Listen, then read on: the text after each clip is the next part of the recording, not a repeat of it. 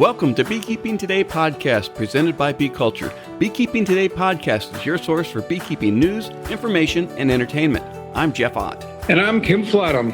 Hey, Jeff and Kim. Today's sponsor is Global Patties. They're a family-operated business that manufactures protein supplement patties for honeybees. It's a good time to think about honeybee nutrition.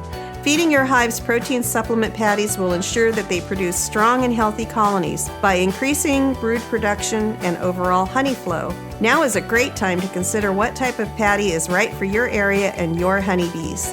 Global offers a variety of standard patties as well as custom patties to meet your needs.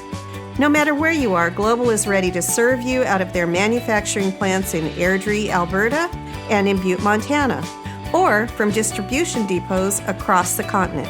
Visit them today at www.globalpatties.com.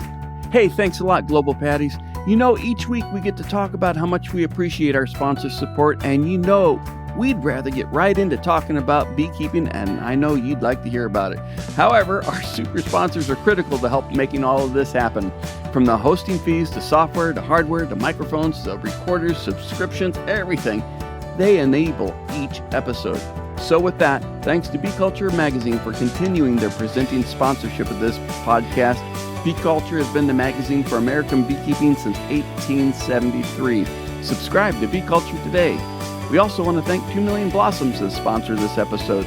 2 Million Blossoms is a quarterly magazine dedicated to protecting all pollinators.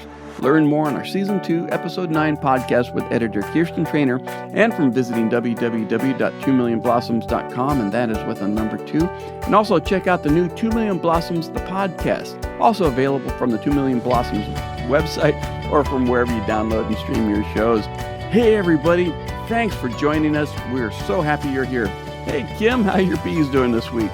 Well, you know, I haven't looked at them this week. I harvested a little bit ago, and pretty soon I'm going to be doing the rest of the things for winter. So right now, they and I are taking a rest.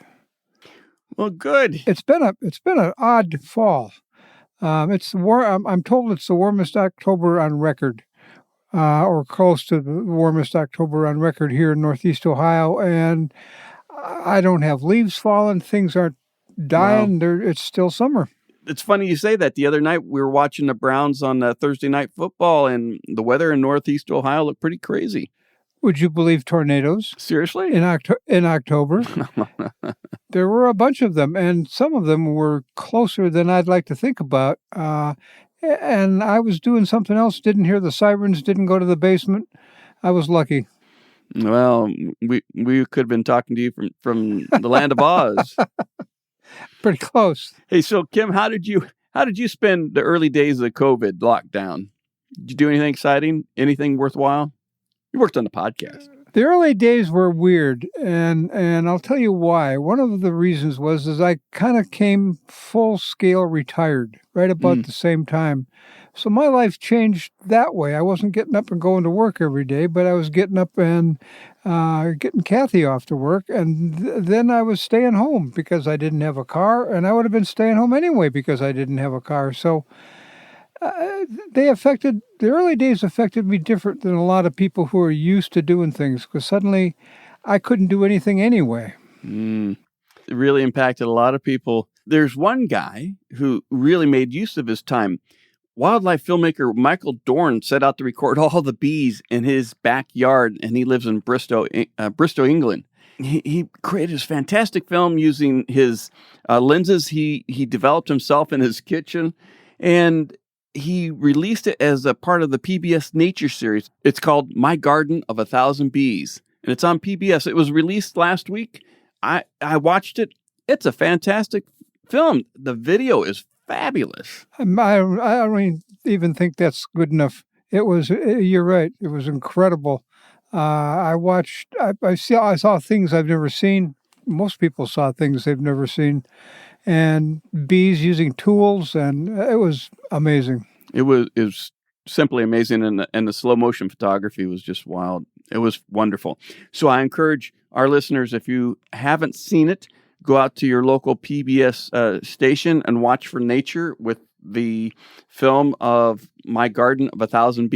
or go out to the PBS website and watch it there. It's well worth your time. It is. So, Kim, what's coming up on Honeybee Obscura? Well, Jim and I have been kind of busy doing other things, but we got together just a little bit ago, and we got to thinking, we talked about getting your hives ready for winter and wrapping and all the different ways to wrap and things. And what we didn't talk about was bottom boards. And the floor is as important as the roof. And so we looked at bottom boards, screen bottom boards and not screen bottom boards and hive stands and what they're made of and how high off the ground and all of those things and kind of put it to bed. If Jim had some good ideas and I've had some experience over the years, so if you listen to both of us, you'll come up with a good way to handle your hive no matter where your bottom board is. Oh, very good. Yeah, bottom board is more than just something you put the rest of your hive on, isn't it? Exactly. The next thing we talked about, believe it or not, this is a time of year, if you're a small-scale beekeeper and you're thinking of getting into doing some pollination work, there's an orchard down the road and the guy's been asking you or whatever comes up, now is the time to start thinking about it, just in the fall of the year, because there's equipment you got to get, there's contracts you got to write, all the things that you don't want to wait until the last minute and make a mistake. So tune into that one because there's a lot of good information on there on what you're going to need, how it's going to work, and try and get a friend to help. Yeah, the friend to help is always very useful. Very good. Well, I look forward to hearing those shows. Yeah, they're fun. Yeah, they are. Last spring, we were doing our 4-part series on different hive types. One of the hive types we covered was AZ Hives. We had Paul Longwell, who's a master beekeeper here and also one of our regional beekeepers, on to talk about his experiences using AZ Hive. Well, we've had so much interest and so much feedback, positive feedback on the AZ Hive, we thought we'd do a deep dive on today's episode with Jonna Sanders, who is president of AZ Hives North America. Well, I know almost nothing about AZ Hives, and it'll be good to get some information in depth from them so I know what I'm talking about, and to see if it's something I might want to chase. Well, I look forward to this too. Paul was really enthralled with AZ Hives, and there's a growing number of beekeepers who really like them based on the Facebook groups and everything else. So I look forward to talking to Jonna. Yep. But first, a quick word from our friends at Strong Microbials. Hello, beekeepers.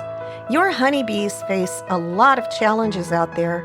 Unbalanced food sources from monoculture crops, holding yards, drought, food shortages, antibiotics, pesticides, and pathogens like chalk brood.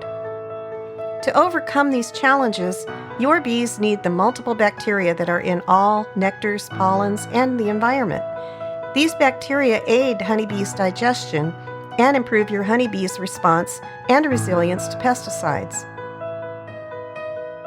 Now you can help improve your honey colony health with a quick, easy, and safe-to-use product. Strong Microbials Super DFM Honeybee uses naturally occurring bacteria to restore the healthy gut biome of your honeybees. Check them out today at www.strongmicrobials.com. And while you're there, make sure you click on and subscribe to Strong Microbials The Hive, their regular newsletter full of product information and beekeeping facts. Hey, everybody, welcome back. Sitting across the virtual Zoom table right now is Jonna Sanders from AZ Hives North America. Welcome to Beekeeping Today podcast, Jonna. Hi, it's so nice to be with you guys today. Thank you for having me on. It's nice to meet you, Jonna. Nice to meet you guys too. So earlier this spring, we had a 5-part series on hive types other than the standard white Langstroth hive. And one of our speakers is a fellow Olympian beekeeper, a master beekeeper by name of Paul Longwell. And he came in and he talked specifically about AZ Hives. And we've since have received some questions about AZ Hives and more interest. And we thought, well, who else better to get in to talk about the AZ Hive than you? And you graciously agreed to come on. So thank you. And again, welcome to Beekeeping Today podcast. We want to talk to you about the AZ Hive and maybe a little bit more about the history and the background. Start with that. Where did it come from? So backing up just a little bit, Sure. I wanted to just share the information with you and your listeners that so I am ethnically Slovenian American, and so my family has been in the United States for a little over 100 years.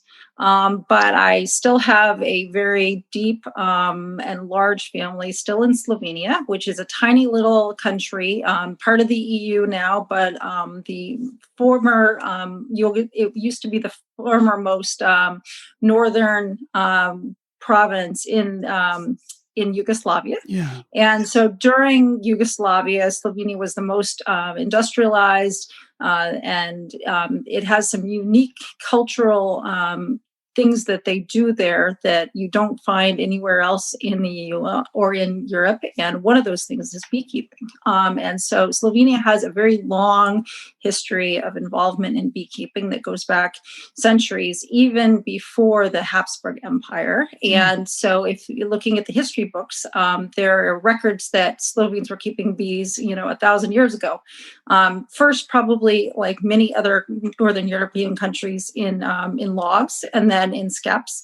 And then in the late 18th century, the AŽ Hive started to develop. No, wait, excuse me. You say AŽ, that's what we're calling the AZ Hive. So the pronunciation for this hive in Slovenia is AŽ. Okay. And the reason for that is so this hive was the creation of a man whose name was Anton Zheniderzic. Say that 3 times. No. And he was heavily influenced by some earlier European beekeepers, including one whose name was Alberti. And so the name AŽ takes A from Alberti and Z with a diacritical over it from Zheniderzic. And so you have AŽ. Now, I know in the United States that they have come to be known as AZ hives, but I'm Slovenian, so this is the way it's gonna roll off my tongue better as AŽ. So bear with me here. So Anton Zheniderzic was a really creative guy, and he was familiar and used the leaf hives that during the 18th century were very popular. And this was a stacked hive. And the reason that he started looking at this is because he was hoping to use the idea of movable frames and then be able to make these hives mobile.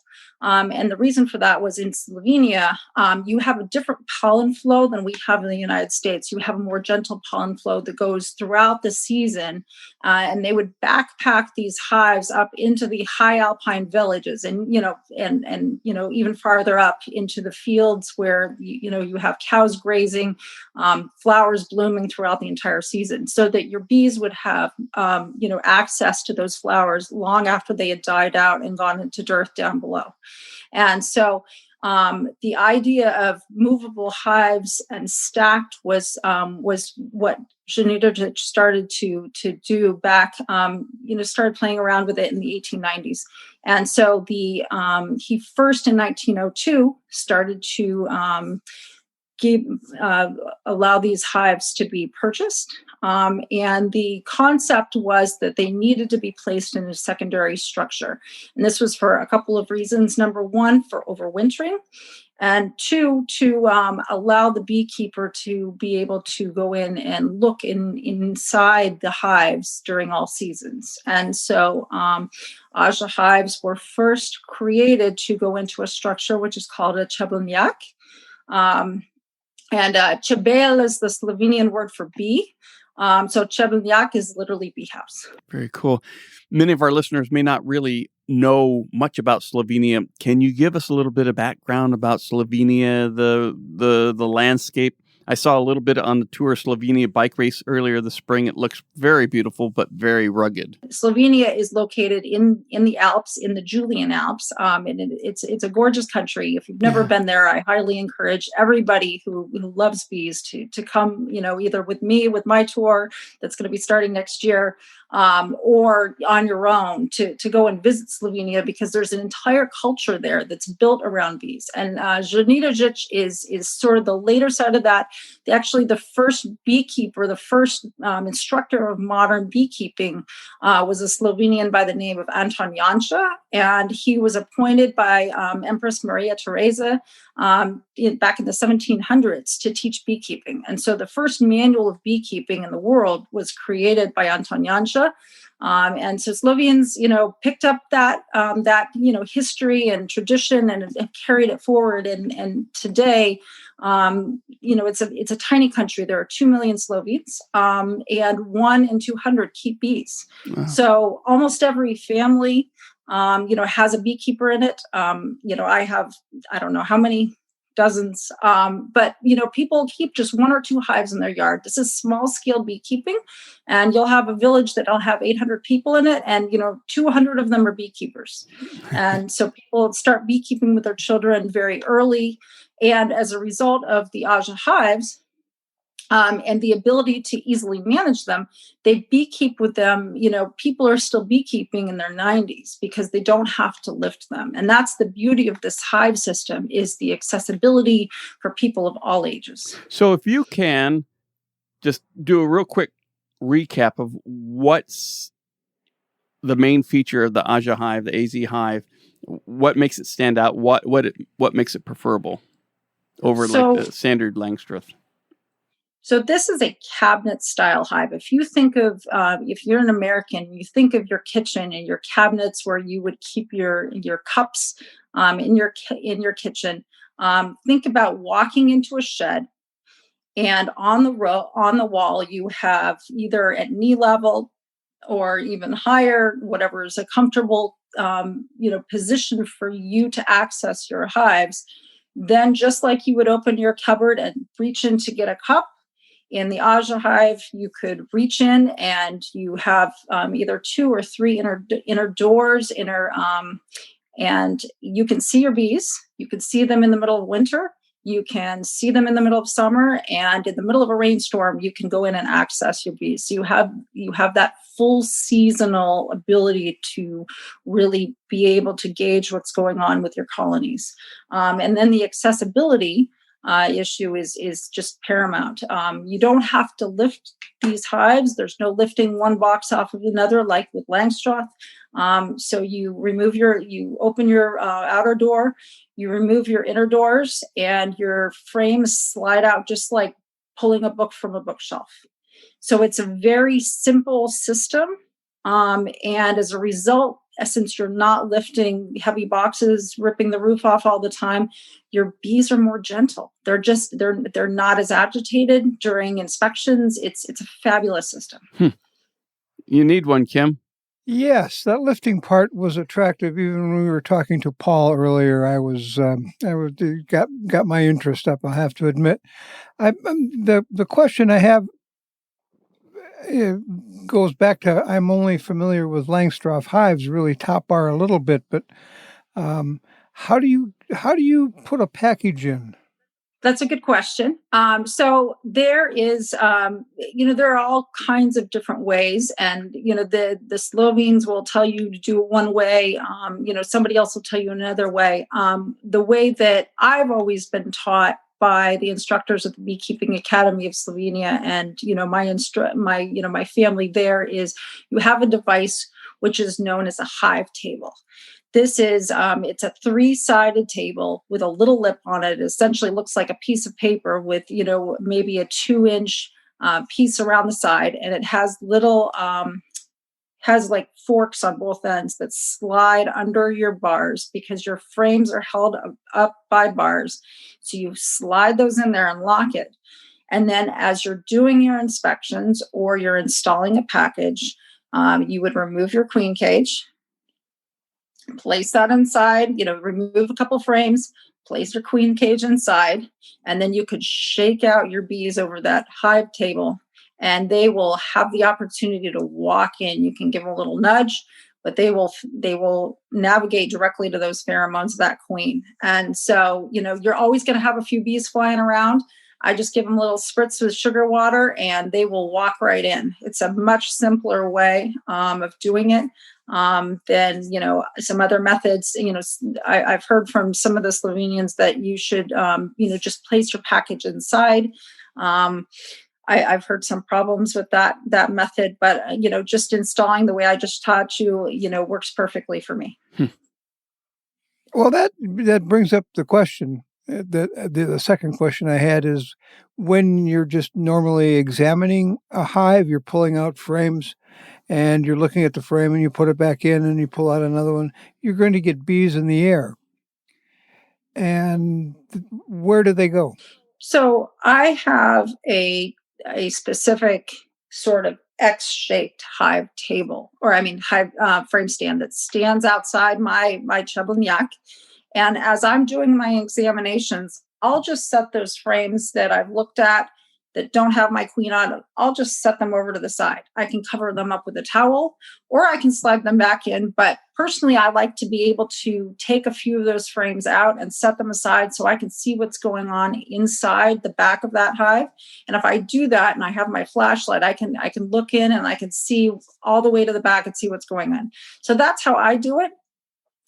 You can obviously, the frames do slide apart sort of like a fan. So if you remove one, there are frame spacers at the back, almost like teeth that hold them in place, that maintain that bee space that's so important. And when you remove one at the front, they will open up so you can slide them together, and pull them apart as well. So you can just remove one at a time, or you can use a frame stand. It's really your choice. That gets back. I got to go back to the point of some of those bees are going to fly and they're going to go up or somewhere else. Do you have like escapes in the roof or the wall or something? So in my specific Chablenyak, I have a wire mesh over the top, just above my hive, so they're not going up into the eaves. Most Chablenyaki are also built with, Chablenyaki is the plural. Most bee houses in Slovenia are built with a window so that you can leave it open and your bees will eventually find their way out. What I find with these is, so I believe that during your earlier podcast with Paul, that he talked about your moisture flaps inside your outer door. And so mine are always open, either, winter or summer. I at least have one moisture flap open. And so what I will find is that those bees from that colony will eventually crawl back in through that moisture flap and they'll be inside that inner door. And so, usually what happens is the next time I go in, the rest of the colony has been feeding them and everybody is happy, and I can just open up one of my inner doors and they will just stroll back inside. Okay. So, I would say that during a typical examination afterwards, I might find 5 or 10 bees, dead inside on the floor. But not a whole lot, because they will crawl back. They will go directly back into that hive. Okay. Well, that sounds much more organized than me taking a frame out and setting it on the hive stand next to the hive, because they can't just walk back in. They're going to have to figure out where the front door is or the top. That makes sense. Okay. I get it. Better Bee is pleased to sponsor today's episode of Beekeeping Today podcast. For over 40 years, Better Bee has supplied beekeepers across the country with the tools, equipment, and knowledge needed to succeed. Because many Better Bee employees are beekeepers themselves, they understand your needs and challenges and are better prepared to answer your beekeeping questions. From their colorful catalog to their support of beekeeper educational activities, including this podcast, Better Bee truly lives up to their tagline of beekeepers serving beekeepers. See for yourself at betterbee.com. One of the things that's unique about this hive style that I mentioned was I've run Langstroth. Because of my scoliosis and my spinal issues, I started using these hives. But before that, I used both Langstroth and long Langstroth. And what I will say is that I think that the AЖ Hive is superior in the method that you use to remove frames. It's just a more gentle approach. And as a result, as compared to my Langstroth days where I have everybody's flying all over the place, you've got bees everywhere. That's not really the case with an AЖ Hive. I will have maybe 5 or 10 bees flying around in that bee house, depending on how many colonies I've opened. But most of them will either go back in, or they're on that frame stand outside and just doing what they're supposed to be doing. I just don't have bees flying in my face the way I used to when I managed Langstroth hives. Sounds really nice. It is kind of nice. Especially midsummer here in Virginia when it is 100 degrees and 100% humidity and everybody is angry. It is a welcome change. Yeah, I can sweat see that. rolling off the face and on Exactly. the veil. And Your organization manufactures these hives? No, I do not. So there's a story there. And the story is, so backing up a bit, I think I mentioned that I have scoliosis. So I am a beekeeper that lives with one of those hidden disabilities that people talks about. I had scoliosis since I was a child. My spine probably looks a little bit like Richard III's. I've been trying to put off, back surgery for a decade, but it's coming. And so when I started beekeeping, as a result of my time in Slovenia, I first went to Slovenia in 1999 to do a language program at the university there. And it was then that I was first exposed to AŽ hives because my cousins had them. And so when I started beekeeping, I knew that this is what I wanted to do because I knew I didn't have to lift them. That was a really attractive trait for me. But one of the things that I was most interested in is the ability to not have to lift the hives. And so when I started doing this and I started looking at trying to transition from Langstroth to AŽ, I started looking around at quality. And, it's sort of like if you're a car guy and, someone says to you, hey, I've got this great car. It's called a Yugo. And you've never seen a car. And so you don't know what your options are. And that looks great. But maybe you're from Germany and you're familiar with a vehicle known as the Mercedes.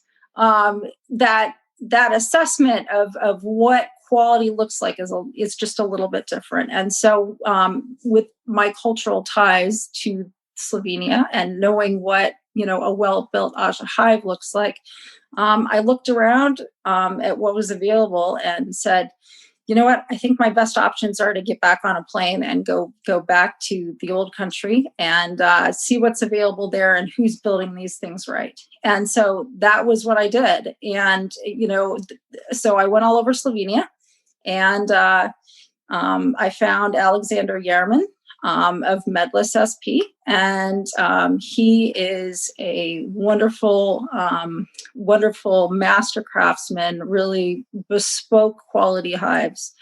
And so AZ Hives North America is the North American retailer for Medlis SP.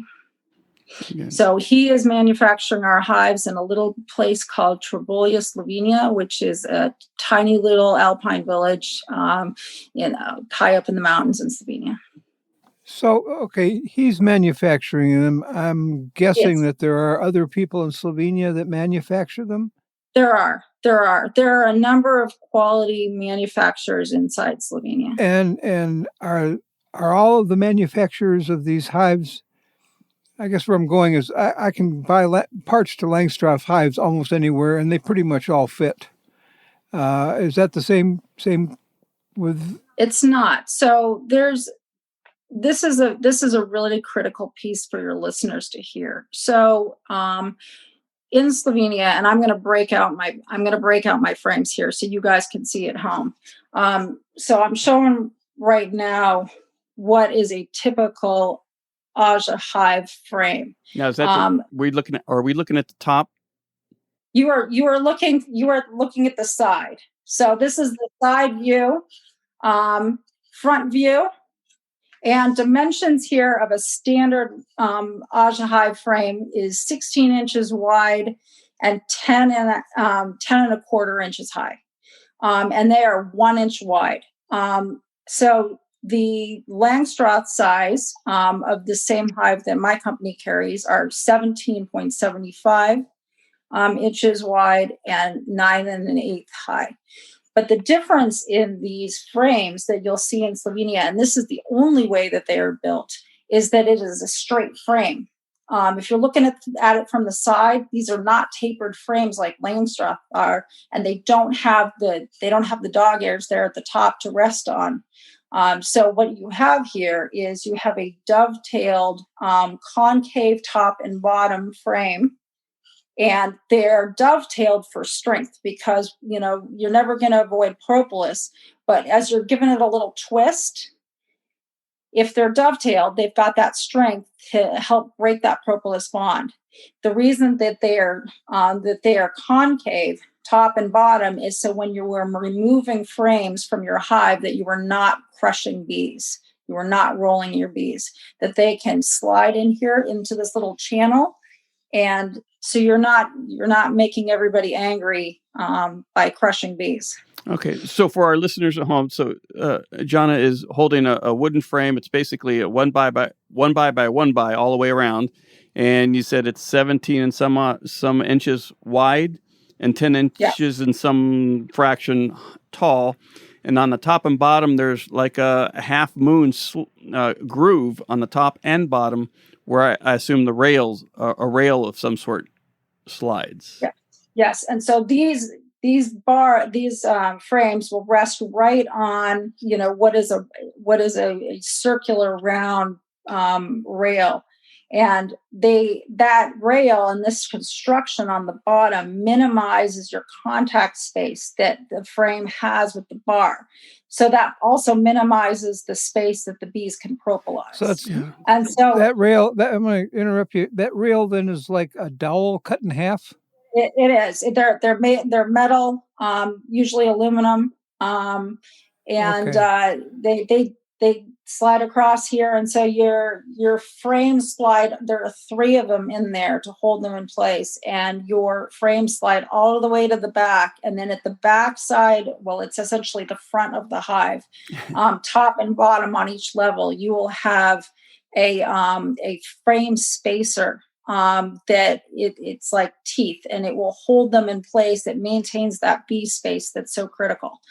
And so then on your inner doors, you will also on each level, you will have 2 of those frame spacers, top and bottom, and that's what holds your frames in place. That's what maintains your bee space. So it's like the frame spacers that we use when we're done working in the hive and we will put everything back together. We just push that down, and it automatically puts the frames where they're going to stay. There's nothing holding them, no rod or anything, but it does hold.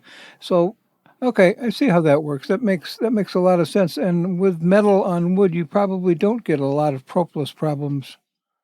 You don't. And so what I'll generally do when I start my inspection, whatever level I'm working at, the hives I have are 3 level, 10 frames per level. So a total of 30 frames. They're in the same size as a Langstroth deep. So, it's a good size hive. Yeah.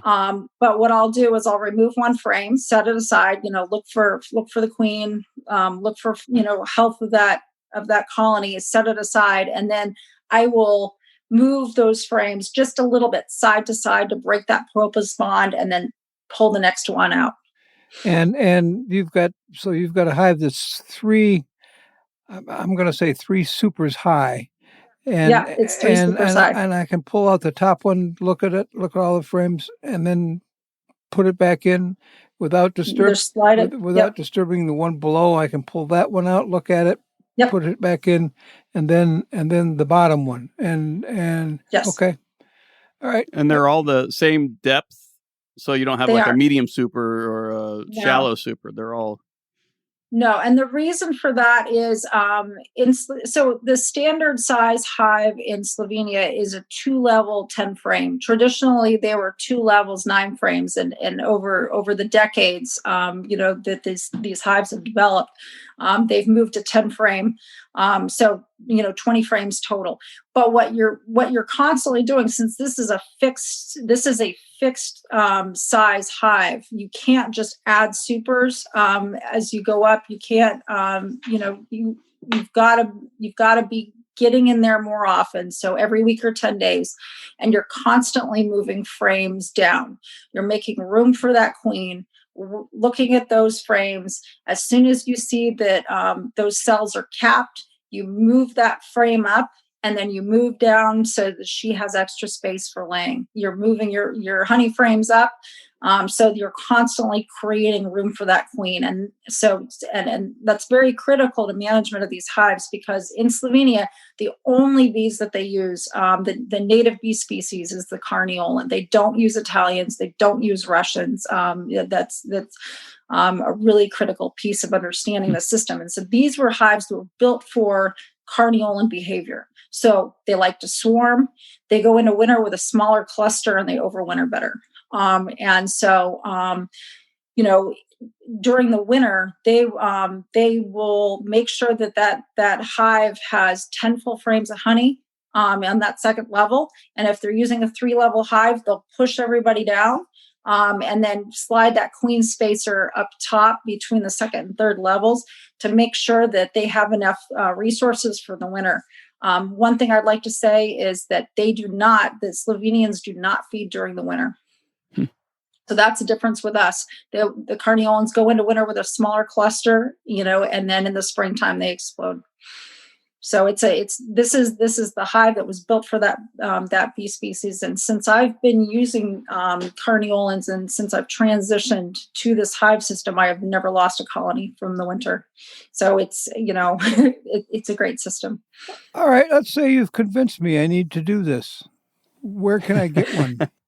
Well, I have them for sale here in Virginia. So, I invite you to come out with me to Slovenia next May. We're gonna be having tours out to Slovenia for beekeepers. We're gonna go to the Slovenian Beekeeping Association. There's a beautiful beekeeping museum in Radolica, which is a very famous town. Staying at the tourist farms where the food is fresh and the villages are gorgeous, and you're out in nature in the mountains. But I'm torn. I wouldn't know whether to stick around to go to the beehives or bring my bike along and ride in the morning and do the beehives in the afternoon. You can rent bicycles there as well. If you're so inclined, Mount Triglav is quite a climb. You can do it in a day, and I've done it in a day, but that was 20 years ago. But it's a gorgeous country. Yes, it is. Bring your appetite, bring your love of bees. There's so much to see and so much to learn. And the Slovenian Beekeeping Academy has really taken off in the last year. This is a subordinate unit to their Ministry of Agriculture, so the equivalent of our USDA. And they are, staffed by entomologists, Dr. Janko Bozic from the University of Ljubljana, and others who are, experts in this hive style and have been managing bees for decades. Janko's been, keeping bees since he was a child. And so now his specialty is applied entomology. So looking at hive structures and how to, take this to the next level. And, one of the things that they're doing in Slovenia that we're not really doing is, they're very serious about collecting pollen. And I'm going to show you this here. This is a unique creation, fits right on the front of your beehives. And so in Slovenia, what they will do is when the bass and the linden start coming in, you can easily collect 20, 30, 40 kilograms per week of pollen. And so they will collect all of that and then later on during dearth, they will feed it back to the bees. I apologize for interrupting. So what you did show us, and maybe we can get a picture of this and a frame for the show notes. And it's unclear now, Yep. but this is basically looks like a pollen trap with, what is it? 6 different plastic tubes on it. So Yep. and it looks like it's a pollen trap of types that it looks like it slides into the front of the hive itself. Yes. On the outside of the Shivyanka. Shavonyak. What's that? Shavonyak. Yeah. Shavonyak. Shavonyak. So this it mounts right on your. So this is where your landing board is. Okay. And so it mounts right above there, and so your bees will come in these tubes. Okay. They're going to drop pollen as they go, and it goes right into this little pack. This is this.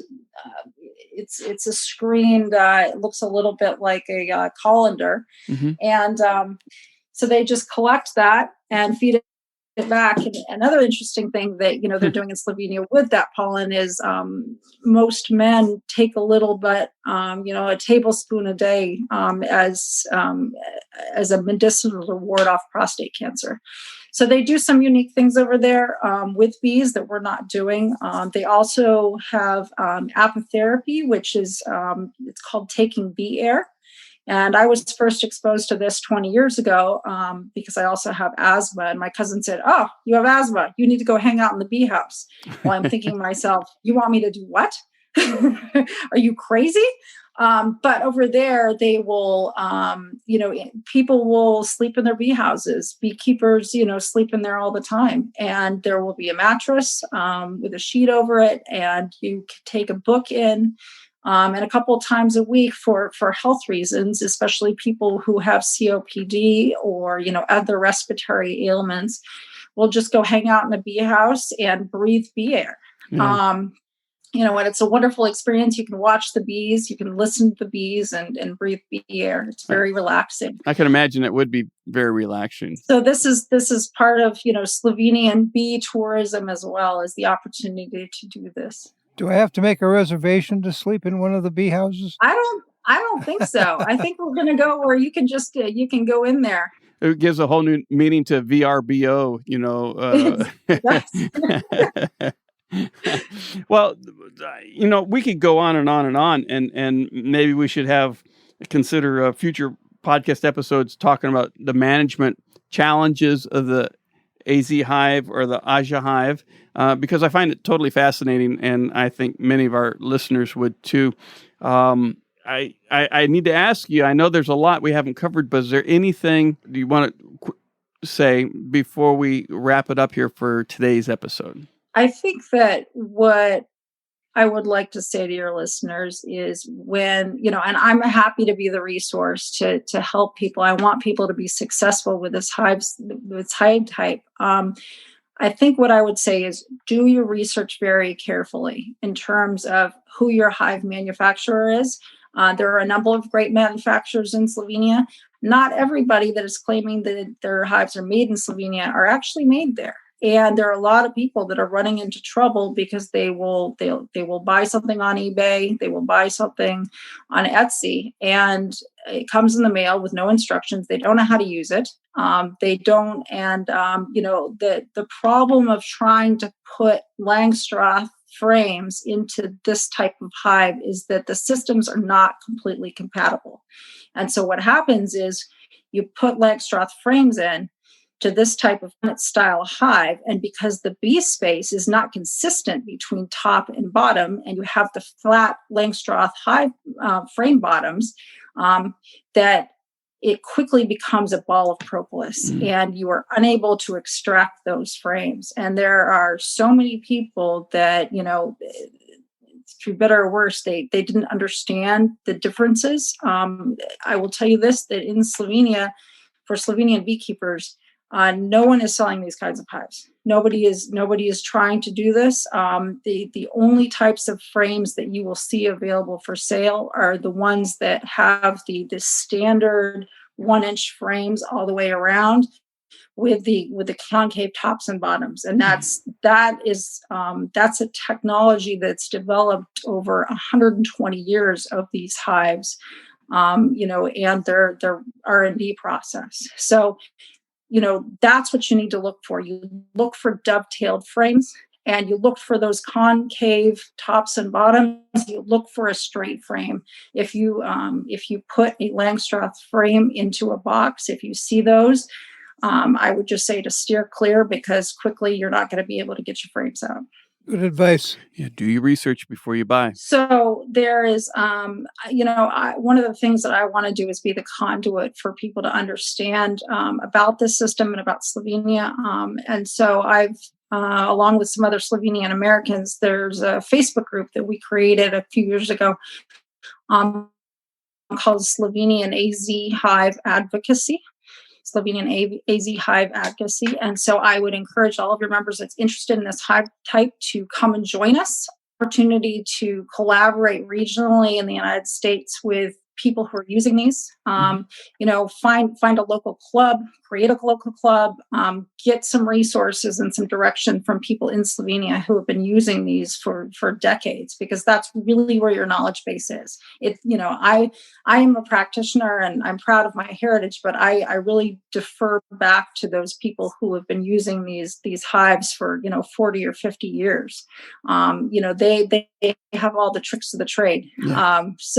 And they're on there and active. And so, this is a great opportunity to cross cultures and to get to, really get your hands dirty with another hive style. Fantastic. Well, what we'll have in our show notes and also in your guest bio, all the contact information. We'll have Facebook links. We'll have, we'll try to include some pictures and photographs.